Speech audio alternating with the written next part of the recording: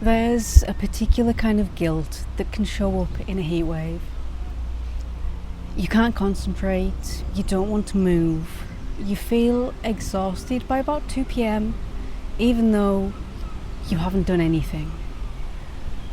And somewhere in the background, there's a voice saying, "What's wrong with you?" Nothing. Nothing is wrong with you. I'm Sam, your teacher for today, and this is the second video in Yoga for the Heat. Last time we looked at why heat loads the sympathetic nervous system, the stress branch, and we used cooling breath to start to shift that. Today we're going to talk about why slowing down in high temperatures isn't laziness, but it is intelligence. And then we're going to do a short floor practice together. Here's what's happening when it's hot. Your body's already working, not in a way that you can feel as effort, but your cardiovascular system is doing significantly more than usual. Your heart rate is elevated, your blood vessels are dilated, your whole system is redirected towards keeping your core temperature within a very narrow range. That has a cost. And that cost is exactly what you're feeling when you can't think clearly, when your patience runs out faster than normal, when you just want to lie down. Every culture that has historically lived in sustained heat has understood this. The siesta isn't a charming quirk. It's a population level adaptation to the fact that the hottest part of the day is the wrong time to be productive. Other mammals do it too. Shade, stillness, minimal exertion until the temperature drops. We've mostly engineered ourselves out of that wisdom.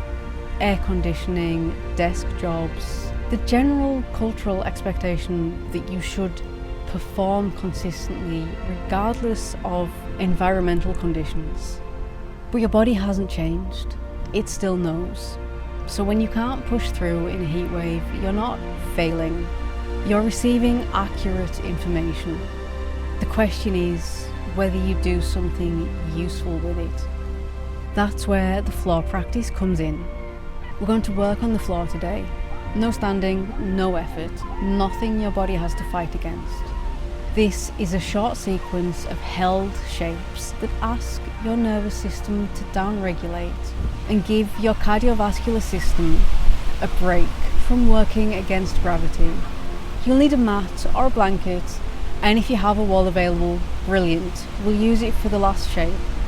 If not, no problem. Come to lie on your back. Let everything settle for a moment. Just feel the floor underneath you. The weight of your body dropping down, being supported. Take a few natural breaths here. No agenda yet.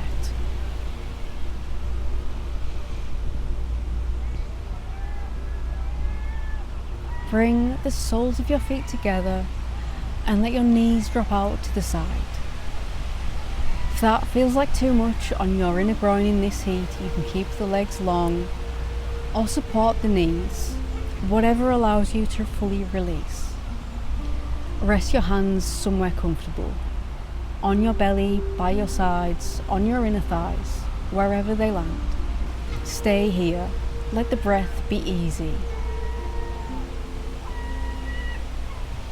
Gently breathing in and out. Next, bringing the knees together and towards your chest. Scooch the hips over to the left a little bit, knees drop over to the right. Eyes can be closed, and you can look over the left hand or straight up towards your ceiling or the sky.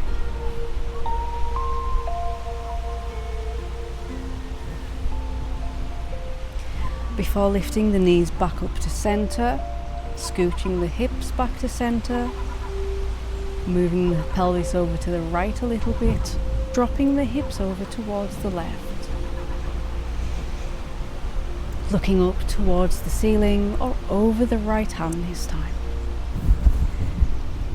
relaxing and breathing, keeping both shoulders on the floor.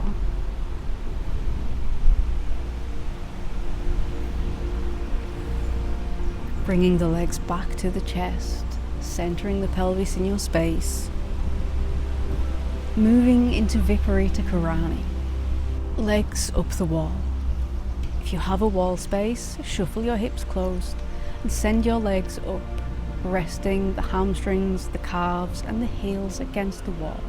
If not, you can bend your knees and rest your calves on a chair, or simply extend your legs towards the sky or your ceiling.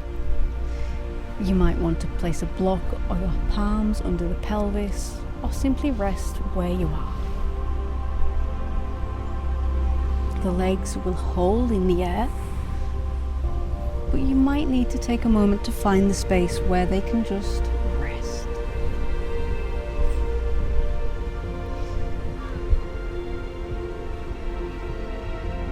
Viparita Karani helps to take the blood pooling away from the legs,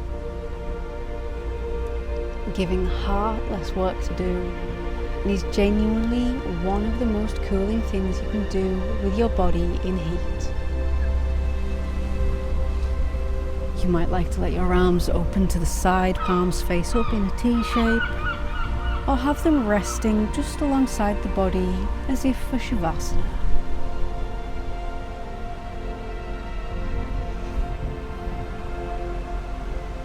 Breathing slowly, but not forcing the breath to change.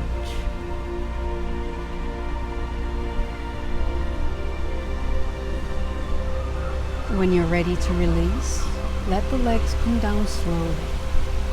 Bring the knees to the chest, roll to one side, and rest there for a breath or two before slowly coming up to seated.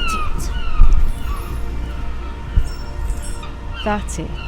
Simple, quiet, and far more useful than trying to push through until you crash. In the third and last video in this mini-series, we're going to go one step further.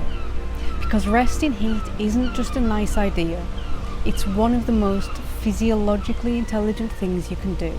So we'll do a short yoga nidra together.